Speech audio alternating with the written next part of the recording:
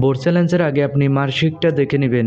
মার্কশিটে দেখা যাবে আপনি কোন সাবজেক্টে ফেল করেছেন, তার বিষয় কোড কত, কিভাবে দেখবেন। তাহলে আজকের ভিডিওটা শুরু করা যাক। প্রথমে আপনি গুগল ক্রোমে গিয়ে লিখবেন এসএসসি রেজাল্ট, এটা লিখে সার্চ দিবেন। তারপর নিচে স্ক্রল করে ঢাকা এডুকেশনাল বোর্ড এটার উপর একটা ক্লিক করবেন। এই ওয়েবসাইটে আসার পর আপনি এই এক্সামিনেশন, তারপর এখানে একটা ক্লিক করবেন। ক্লিক করে আপনি এসএসসি দাখিল এটা সিলেক্ট করে দিবেন। তারপর নিচে এই 2025 সাল সিলেক্ট করবেন।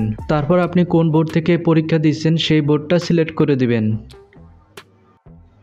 তারপর রেজাল্ট টাইপ, এখানে ইন্ডিভিজুয়াল রেজাল্ট এটা সিলেক্ট করবেন।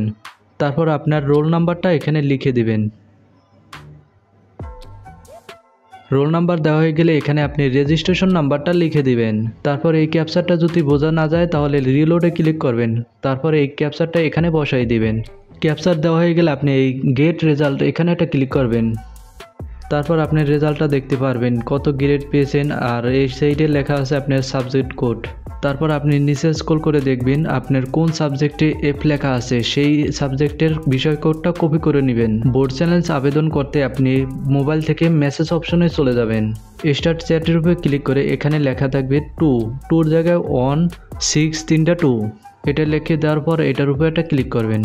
তারপর এখানে লিখবেন RSC, আপনি যেই বোর্ড থেকে পরীক্ষা দিয়েছেন সেই বোর্ডের সামনের 3টা অক্ষর লিখতে হবে বড় হাতের। সে ঢাকা বোর্ড থেকে পরীক্ষা দেওয়া হয়েছে তাই DHA লিখলাম।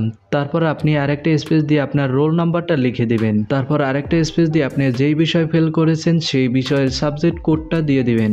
এগুলো লিখে আপনি 163.2 নাম্বারে সেন্ড করে দিবেন। আর হ্যাঁ, এই কাজটা কিন্তু টেলিটক সিম দিয়ে করতে হবে। তারপর সেন্ড করার পর আপনাকে একটি রিপ্লাই মেসেজ দেওয়া হবে।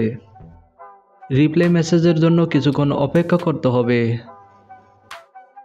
তারপরে এরকমের একটি মেসেজ দিবে, এখানে আপনার পিন নাম্বার লেখা থাকবে আর প্রতি সাবজেক্টের জন্য 300 টাকা করে চার্জ দিতে হবে।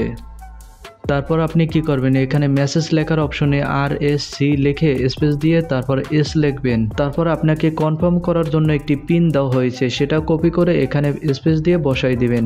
তারপর আরেকটি স্পেস দিয়ে আপনি আপনার কন্ট্যাক্ট নাম্বারটা লিখে দিবেন। যেই নাম্বারটা দিবেন ওই নাম্বারে আপনাকে বোর্ড চ্যালেঞ্জের ফলাফলটা দিবে। তারপর আপনি মেসেজ সেন্ড করে দিবেন।